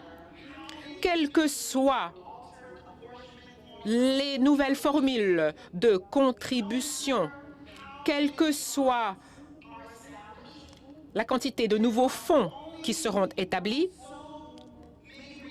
les ressources financières sont limitées. Il n'y a qu'une quantité de fonds limitée disponible pour l'Église. La présente conférence générale doit envoyer des signaux clairs à l'Église locale. Il faut se souvenir que l'Église locale est le lieu principal où le dévouement chrétien, le discipulat se déroule. Il faut envoyer des signaux clairs à l'Église locale que nous savons que la perte d'effectifs, la perte de membres a une influence directe sur les fonds disponibles pour soutenir le ministère de la façon dont il s'est exercé de façon historique au cours des 50 dernières années. Cette conférence générale appelle à agir de façon stratégique à court terme afin que nous puissions agir de façon pertinente à long terme. Tous les défis qui convergent vers nous nous ont simultanément placés dans une situation de pivot où un redémarrage est absolument indispensable. Nous entendons le désir d'une vision convaincante, pertinente, qui puisse dynamiser et motiver l'Église méthodiste dans le monde. Les décisions qui seront prises au cours des 2 prochaines semaines doivent tenir compte des besoins à court terme pour nous adapter à la nouvelle réalité, à tous les nouveaux. Et il faut mettre en mouvement donc les processus qui définissent qui nous sommes et comment nous effectuons notre travail. Il est temps maintenant de mobiliser cette dénomination à tous les niveaux et dans toutes les régions autour d'une vision exaltante sur qui nous sommes et ce que nous voulons faire pour créer des disciples. Nous savons que ce travail ne peut être effectué ou terminé au cours de notre conférence ici à Charlotte. Cependant, nous savons que nous pouvons amorcer ce travail. Dans une grande mesure, il ne suffira pas de débat en comité législatif, mais ce travail sera accompli par le biais d'un discernement approfondi, par le biais de conversations avec les laïcs, les membres du clergé, à travers l'ensemble de notre connexion mondiale. La table connexionnelle a mené des conversations dans l'ensemble de l'Église portant sur notre identité, sur notre vision, la mission et sur le connexionalisme. Notre espoir est que cette conférence générale amorcera des opportunités pour nous tous de faire avancer le discernement sur la façon dont Dieu souhaite conduire l'Église méthodiste unie. La table connexionnelle et nos évêques de notre Église bien-aimée sont engagés à continuer le travail en votre nom, mais nous nous engageons aussi à réviser la façon dont le ministère doit se déployer. Nous sommes extrêmement reconnaissants, je le répète, nous sommes extrêmement reconnaissants pour le travail de nos conseils d'administration et de nos agences généraux. Depuis 2016, ils sont proactifs et ils ont anticipé les ajustements nécessaires pour maintenir les ministères fondamentaux. Et ils ont effectué des sacrifices supplémentaires. Nous continuons de croire que les agences, les conseils d'administration offrent à l'Église la possibilité de prolonger son ministère, d'étendre le ministère d'une façon qui ne pourrait être possible par l'Église locale uniquement ou par une conférence annuelle. Nous célébrons notre connexionalisme, Dieu bien-aimé. Nous vivons tous dans une nouvelle réalité. Le Conseil des évêques et les membres de la table connexionnelle sont pleinement conscients du besoin de refaçonner l'Église pour sa prochaine expression. Il faut s'adapter à la réduction du nombre des évêques. Il faut articuler les priorités sur la fonction des agences générales. C'est essentiel. Il nous faut un engagement renouvelé pour travailler de façon collaborative au cours des 4 prochaines années. Et il faut discerner l'Europe de l'épiscopat et le travail de la table connexionnelle. Comment pouvons-nous, au milieu, superviser et mener la mission et le ministère de l'Église à travers le monde, dans un monde en évolution rapide? C'est en cela que consiste le défi que nous devons relever et nos opportunités. Nous savons que les choses ne sont pas encore réglées, que beaucoup de tourments ont eu lieu au cours des 4 dernières années. Par conséquent, les 4 prochaines années nous présentent la possibilité de structurer et de positionner notre dénomination afin qu'elle soit plus efficace et plus pertinente. Si ce travail de discernement et de discernement doit être accompli, il faudra que chacun donne le meilleur de lui-même, et plus encore ici à Charlotte. Mais il faut aussi que nous amorcions des conversations authentiques, que les commissions, que les structures nous permettent de découvrir qui nous sommes et ce à quoi nous sommes appelés à parvenir. Les choses ne peuvent pas arriver en une fois. Il nous faut du temps de discernement, de collaboration. Il faut que nous puissions nous réunir et que nous puissions déterminer comment nous pourrons fonctionner à tous les niveaux. La véritable question, les véritables questions qui se posent à nous sont les suivantes. Pourquoi est-ce que c'est important? Quelle différence apporterez-vous, qu'apporterez-vous dans les réunions, dans les discussions, dans le vote à la conférence générale? Comment pouvons-nous envoyer des signaux aux conférences annuelles, aux conférences centrales, à l'Église locale, aux églises locales, aux laïcs, aux membres du clergé qui servent au sein de ces églises locales? Comment leur signaler que nous les avons écoutés, que nous les avons entendus et que nous souhaitons être à l'écoute? Comment pouvons-nous amorcer à dessein un changement du récit narratif sur ce qui se passe, sur les désaffiliations, comment réagir à ce qui se passe? Par la grâce de Dieu, nous sommes convaincus que nous pouvons commencer ce travail cette semaine. Si chacun d'entre nous embrasse les réalités claires qui sont devant nous,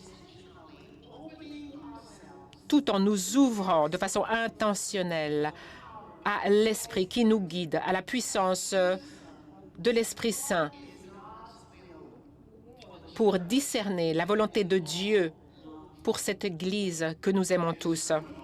Dans un sermon sur l'Esprit catholique, John Wesley a écrit ceci. Même si nous avons des opinions de différence, de modes de culte, et cela peut empêcher une union extérieure, même si nous n'avons pas tous les mêmes opinions, les mêmes opinions? Est-ce que nous n'aimons pas de la même façon? Est-ce que nous n'avons pas tous un cœur? Sans aucun doute, c'est le cas. Que tous les enfants de Dieu s'unissent en dépit des petites différences. Ces petites différences, elles existent. Mais nous pouvons avancer dans l'amour et dans les bonnes œuvres. Chers amis, c'est l'essence du travail qui est devant nous. Le temps, le moment, c'est maintenant. L'opportunité d'atteindre cette possibilité riche.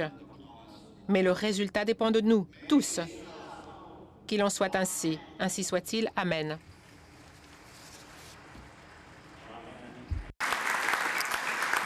Thank you. Merci. Merci d'avoir présenté ce rapport. Passons au point suivant de l'ordre du jour, c'est-à-dire l'état financier de l'Église. Nous passons la parole à Moses Kumar, secrétaire général du Conseil sur l'administration financière, qui fera le rapport.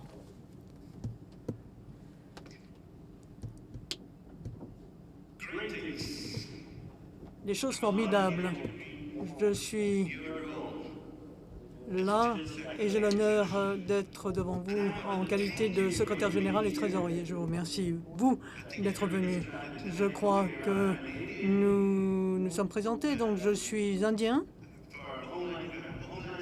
Et pour la sécurité du territoire, je suis un citoyen américain, s'il y avait des doutes. Fermez les yeux pendant un instant. Fermez vos yeux, les yeux, pendant un instant. Inspirez. Réfléchissez à ce qui vous donne de la joie. Est-ce que c'est vos petits-enfants? Peut-être comme moi, c'est de la crème glacée. Je ne suis pas censé prendre de la crème glacée. D'ailleurs, ma femme est ici, elle m'écoute, et alors ça va me faire des problèmes. Alors, en fait, c'est des pommes qui me donnent de la joie. Il y a un moment pour tout, et chaque objectif qui existe, y compris la joie. Ce qui me donne de la joie à l'heure actuelle, c'est que nous avons plus de 30 000 églises dans le monde entier. Et ça, c'est après la désaffiliation. 30 000 églises dans le monde entier qui sont engagées à donner des disciples à Jésus-Christ. Alors ça, c'est la joie. Cela inclut des églises pilotes qui ont des communautés, qui accueillent des méthodistes unis, dont les églises ont fermé, y compris pour cause de désaffiliation. Et maintenant, Dieu nous a invités à exercer notre ministère complètement différemment et nos dirigeants ont dit oui. De nouvelles communautés de foi sont en train de naître. Il y a un moment pour naître, il y a un moment pour mourir. Le moment est venu de faire des choses différemment. C'est ça, la joie. Comment Dieu nous appelle-t-il à faire les choses différemment? Alors, aux États-Unis, la fréquence des églises est en baisse dans toutes les grandes religions. Et pourtant, en 2020, nos églises ont été amenées à organiser le culte en ligne. Gloire à Dieu! Le Seigneur nous a mis au défi de trouver de nouvelles façons de faire notre travail. Nombre de méthodistes unis ont désormais la possibilité de pratiquer leur culte en ligne et de faire des dons en ligne. Il y a un moment pour planter les semences et il y a un moment pour déraciner les arbres. Il peut y avoir de la joie dans la récolte. Vous verrez également des rapports financiers au cours des trimestres sur notre site web gcfa.org/rapport. Le taux actuel des dons, ou taux de collecte, est de 86% dans les différentes juridictions et 59% dans les conférences centrales.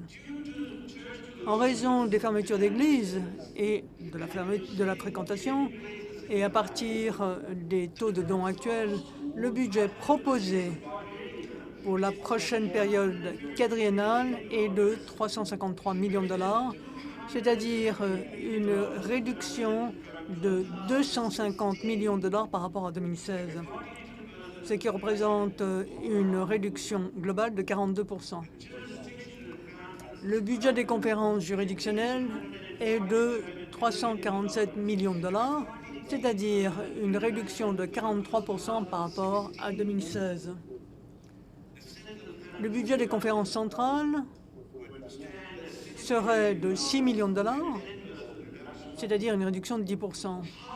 Comment transformer ce défi, ce budget réduit, en une opportunité?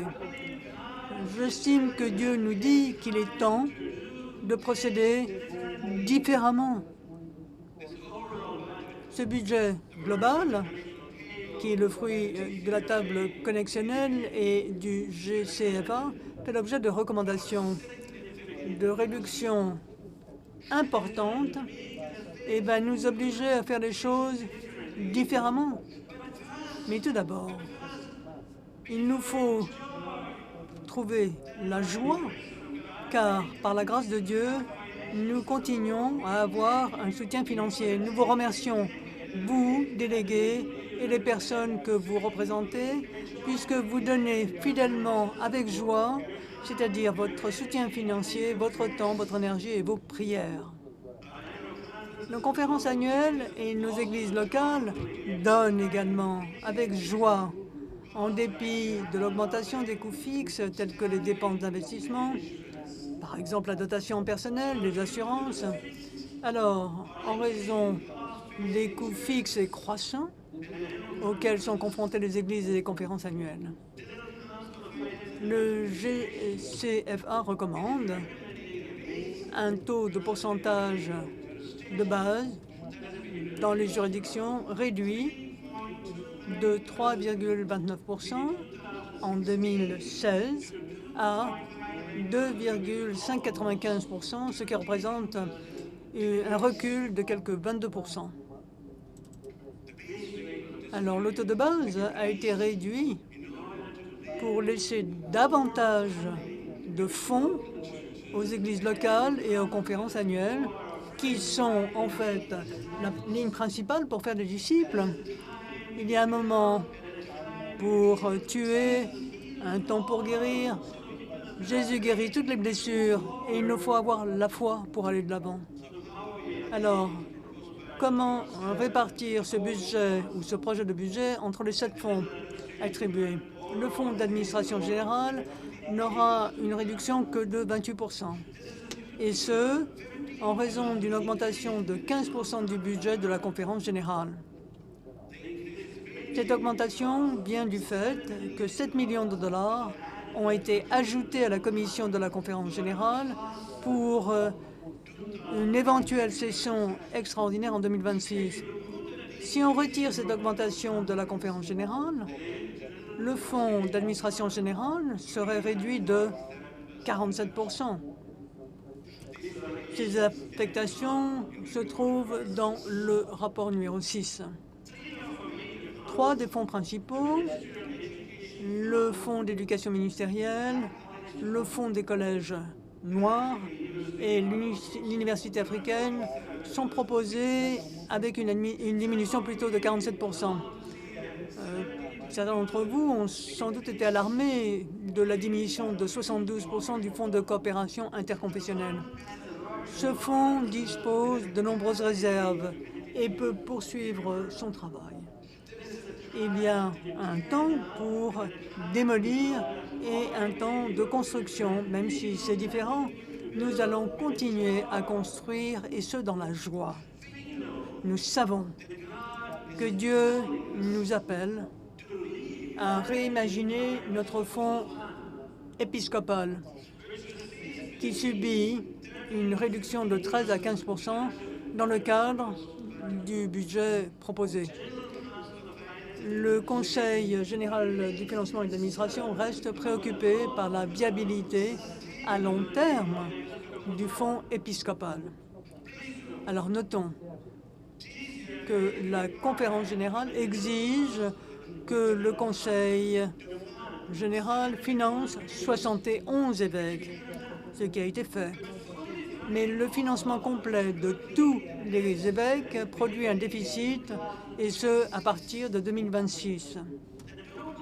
Le déficit total à la fin de 2028 serait de 14 à 20 millions de dollars si les 71 zones épiscopales sont toutes pourvues. Étant donné le financement que nous avons, nous pourrions financer uniquement 54 évêques dans le monde entier pour la période quadriennale suivante. Mais les réserves seront épuisées considérablement. N'oublions pas que le GCFA ne peut pas déplacer des dollars entre les fonds alloués après l'approbation du budget quadriennal par la conférence générale. Ainsi, en cas de déficit, la seule option pour le GCFA sera de procéder à des coupes sombres à mi-parcours dans les salaires, le logement et les indemnités du bureau dans le budget de l'Episcopal Fund, du fonds épiscopal. Une autre façon d'assurer la viabilité à long terme du fonds épiscopal sera d'augmenter les dons des conférences centrales, parce que le financement des conférences juridictionnelles diminue en raison des fermetures d'églises et la baisse du taux de fréquentation. À l'heure actuelle, je dis bien, les conférences centrales fournissent 14% du financement de l'épiscopat de la conférence centrale. Alors, pour financer 25 évêques dans les conférences centrales, comme approuvé par la conférence générale en 2016, les conférences centrales devront augmenter les dons au fonds épiscopal de 255%. Alors, cette augmentation signifierait que les dons des conférences centrales viendraient financer une part de 41% du coût total de l'épiscopat servant dans les conférences centrales. Pour remplacer le financement fourni à l'heure actuelle par les juridictions, qui n'est plus disponible pour les motifs que je citais, les conférences centrales devront avoir une augmentation de 91% des dons pour soutenir ce que nous avons à l'heure actuelle, c'est-à-dire 20 évêques. De souligner que le GCFA n'a pas le pouvoir de contrôler le nombre d'évêques élus. Et nous n'allons pas faire ce que nous ne pouvons pas faire, mais c'est notre rôle de communiquer ce que nous pouvons et ce que nous ne pouvons pas nous permettre. Mais l'établissement du budget est délicat. Nous savons que toute augmentation du taux de base pour financer le fonds épiscopal ou tout au fond du programme aura un impact négatif sur les églises locales et les conférences annuelles. Les églises locales et les conférences annuelles ont déjà des difficultés financières pour répondre aux besoins de leur ministère. Alors l'autre option serait de diminuer d'autres fonds, le MEF, l'Université africaine ou le Fonds des collèges noirs. Ou alors, il va falloir réaffecter les fonds du Service mondial des agences, qui fait déjà face à des réductions budgétaires à hauteur de 53%, ce qui affecte leur ministère et leur mission. Mesdames et messieurs les délégués, ces décisions sont difficiles à prendre. Mais nous voulons prier pour chacun d'entre vous. Il y a un moment pour pleurer et un moment pour se réjouir. Dans l'ensemble, le Fonds d'entraide mondiale a subi une réduction de 49%. Vous verrez toutes les affectations dans le rapport numéro 1. Alors, comment continuer à faire davantage avec moins? Nos agents généraux répondent à cette question depuis de nombreuses années. Déjà, les agences travaillent ensemble dans des espaces partagés pour réduire les coûts. Depuis 2017, les agences ont connu une réduction de 39% de leur personnel. Alors, il y a un temps pour jeter la pierre et un temps pour se réunir. En regardant les affectations au Fonds d'entraide mondial, l'initiative pour le jeune clergé est terminée, n'est plus budgétisée. Dans l'allocation, la table connexionnelle a donné la priorité à plusieurs agences dans ce budget. La table connexionnelle, le comité sur le statut et le rôle des femmes, la religion et la race, et les plans nationaux ethniques sont priorisés dans ce budget. Chacun de ces groupes que je viens de citer se voit recommander une réduction de 1% au minimum. Les hommes méthodistes unis auront une diminution de 41%. Et les ressources d'interprétation de la communication méthodiste uniste subiront une diminution de 47%. Le fonds de formation théologique de la conférence centrale sera réduit de 50%. Les agences les plus importantes qui reçoivent le fonds du service mondial sont Églises et sociétés, ministères mondiaux, communication méthodiste unie, ministère des disciples et éducation supérieure. Il est recommandé que chacune de ces agences subisse une réduction de 53%. Mais ces instances répondent à l'appel de Dieu pour transformer ces défis en opportunités. Il est moment de recevoir et un moment pour ne pas recevoir. Merci à vous, agences, pour continuer à assumer votre ministère, votre mission dans la joie. Alors, l'administration financière et le GCFA est confronté à une réduction de 59% du financement du Fonds d'administration générale. Comment Dieu nous appelle-t-il à faire les choses différemment au GCFA? Nous essayons quelque chose de nouveau, certes, d'innovant et différent à deux égards. D'abord par l'appui du MC, votre marque de service de soutien au ministère, et ensuite par le biais des partenaires des ministères. Vous verrez comment, sur UMC Support et notre programme de partenariat ministériel sur gcfa.org, vous le verrez. Nous avons écouté vous et les églises pour savoir où vous avez besoin d'une aide administrative et nous avons élaboré UMC Support. Plus de 100 ministères, églises ont utilisé nos ressources humaines, notre technologie, nos services financiers. Nous avons permis à la conférence annuelle du Nouveau-Jersey d'économiser 100 000 $ pour les services technologiques. Que Dieu soit loué. C'est très important. UMC Support, tout en offrant des services administratifs peu onéreux,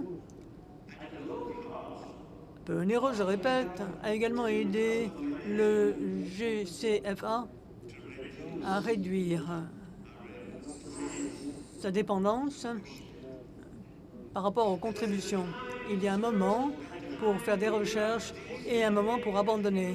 Le GCFA continue à chercher de nouvelles façons de faire les choses avec joie et un cœur de service. Deuxièmement, les partenaires ministériels. Le GCFA a établi des relations avec des entreprises en dehors de la connexion. Nous sommes reconnaissants à ces partenaires qui ont été maîtrisés par Églises et sociétés, conformément à nos principes sociaux, de fournir des services précieux au ministère, par exemple des réductions spéciales dans le monde entier, et d'autres sources de revenus pour financer les églises locales. Et en outre de rabais offerts aux églises méthodistes unies, le partenaire ministériel Home Depot a donné plus de 50 000 $ à UMCOR au cours de cette période quadriennale. C'est une vraie joie. Il y a un moment pour détruire et un autre pour réparer. Et nous réparons avec joie. Bref, les agences, y compris le GCFA, font davantage avec moins. Moins de budget, moins de personnel. Mon collègue et ami, le secrétaire général Roland Fernandez, a partagé cette réalité en début d'année en faisant preuve d'une perspicacité incroyable. Nous passons d'agences qui dictent aux églises et aux conférences annuelles et maintenant des agences qui écoutent, qui invitent et qui collaborent avec les églises locales. Il y a donc des remerciements au secrétaire général Roland pour ce message important qu'il ne faut pas oublier. Il y a un moment pour se taire et il y a un moment pour s'exprimer. Chers délégués, je prie pour vous. Dieu nous dit qu'il y a un moment pour tout. Il y a un moment pour aimer, un moment pour haïr, un temps de guerre, un temps de paix. Que nous soyons dans la paix, le cœur joyeux et dans l'obéissance, en sachant que le Seigneur nous offre des opportunités qui se présentent en défi. Le moment est venu de faire confiance à Dieu. Encore une fois, faire confiance à Dieu. Amen. Merci.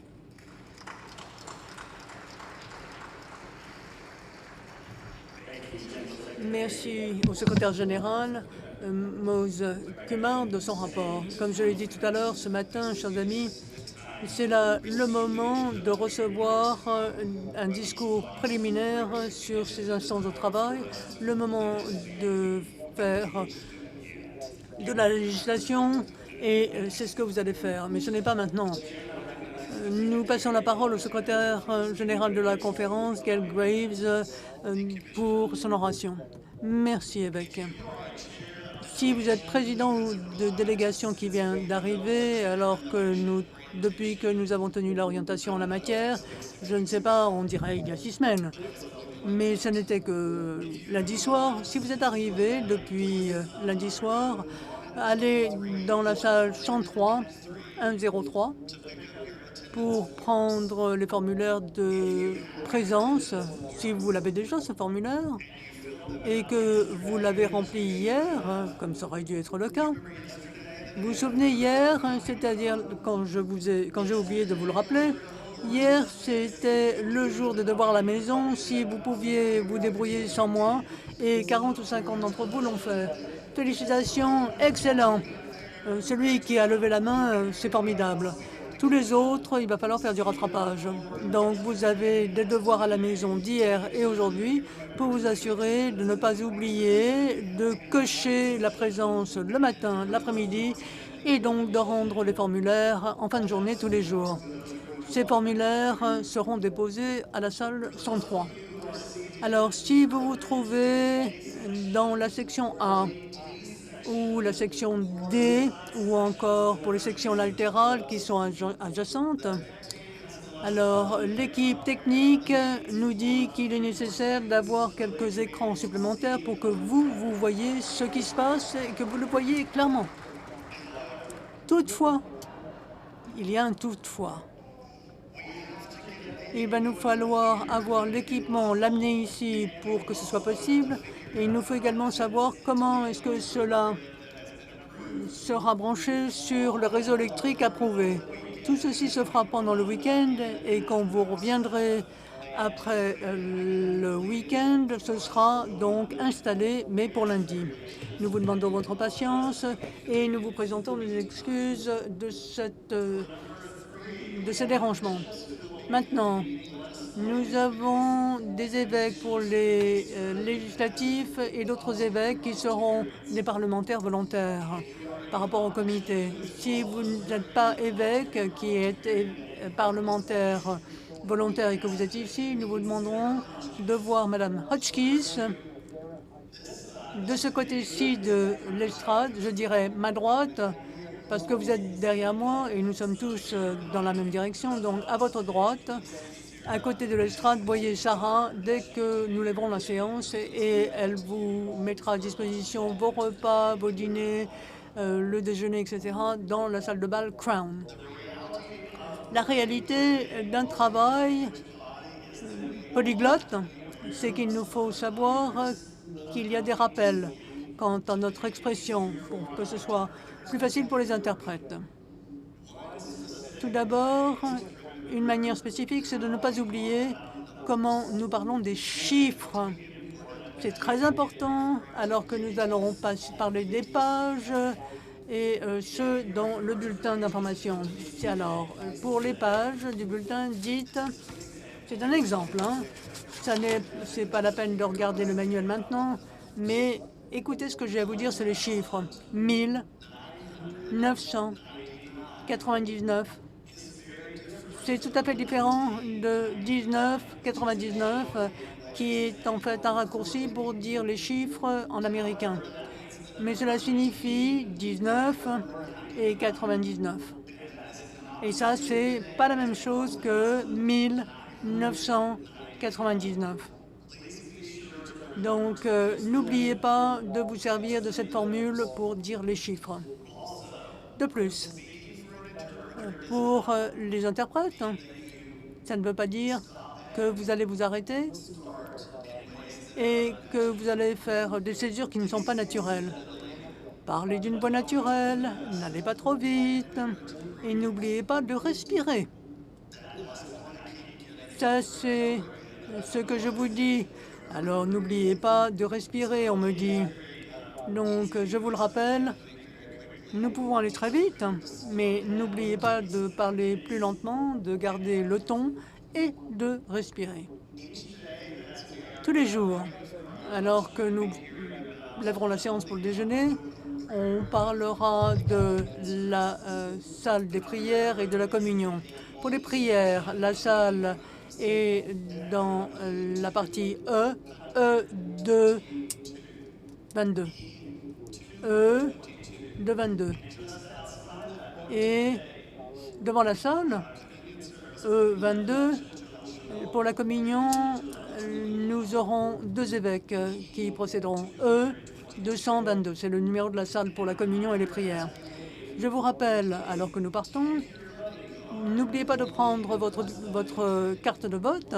Il va falloir, pour le comité, vous aurez un autre dispositif pour le vote. Vous n'avez pas besoin de l'emporter ici, mais prenez vos écouteurs pour l'interprétation. Donc, pour l'interprétation, prenez vos écouteurs, mais laissez le dispositif de vote sur la table, mais prenez vos cartes de vote pour le scrutin. Merci, évêque. Merci, Monsieur le secrétaire général de la Conférence générale. Chers amis, nous avons parachevé donc l'ordre du jour d'aujourd'hui.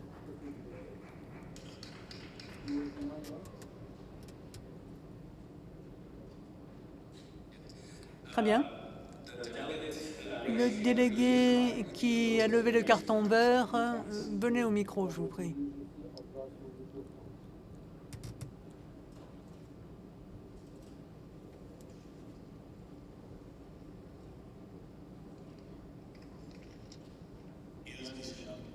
Oui, évêque.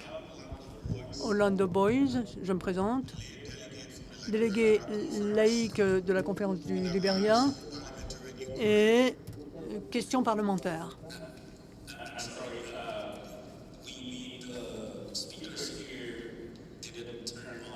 Nous ne vous entendons pas. Redonnez votre nom, je vous prie. Et d'où vous venez? Orlando Boys, conférence annuelle du Libéria, délégué laïque. Et j'ai une question de procédure parlementaire. Très bien, allez-y. Oui, tout à fait. Quelle est-elle? Merci, évêque. Alors, la question parlementaire est la suivante. ABC, volume 3, page 1129. En ce qui concerne la règle 34. Ligne 1077, 1077. Cette règle précise Tout délégué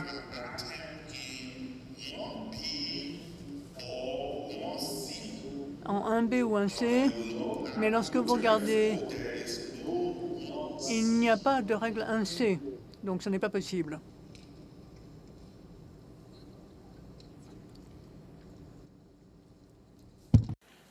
To be not considered, Okay. and that went away.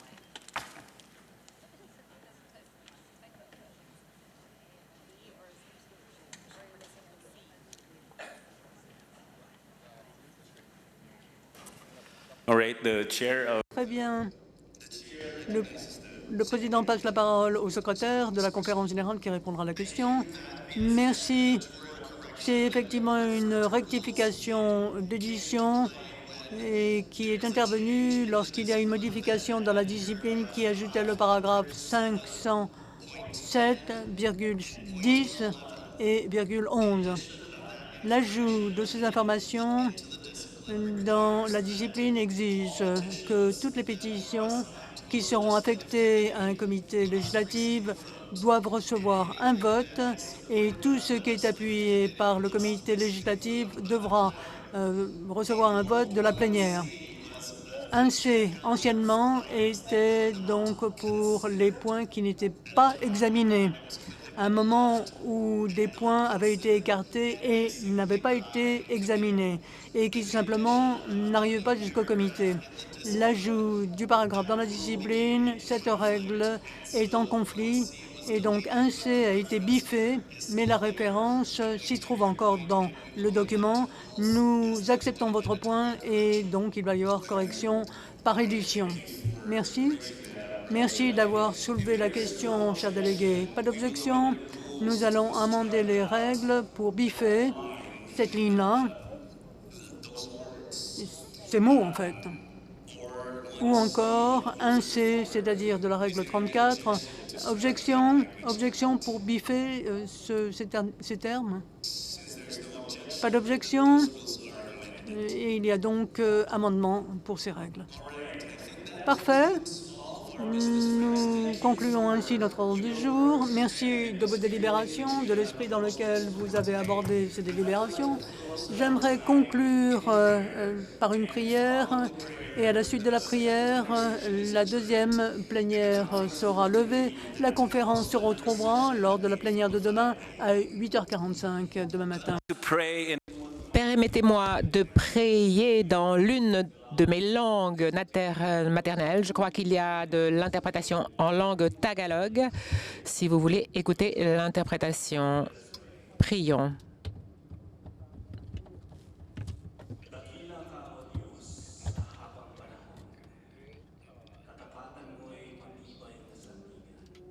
Éternel,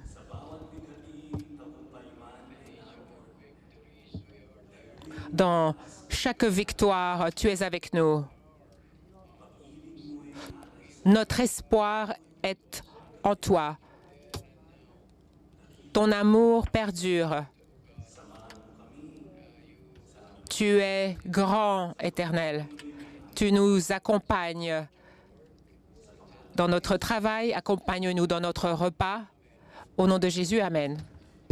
Remember that even though we don't convene here until tomorrow morning, you convene in legislative committees at 2 p.m. Nous ne revenons pas ici en salle de plénière jusqu'à demain. Nous ne reviendrons en plénière que jusqu'à demain. Le reste de la journée se déroulera en salle de comité.